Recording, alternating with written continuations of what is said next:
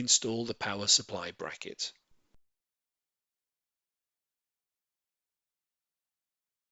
Slide the fixed power supply into the bay until it snaps into position. Make sure the 4 screw holes in the fixed power supply are aligned with the corresponding holes at the rear of the chassis. Fasten the 4 screws to secure the fixed power supply in place.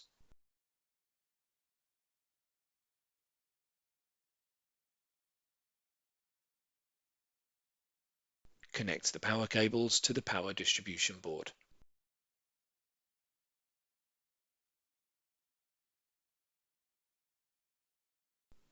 Install the server cover.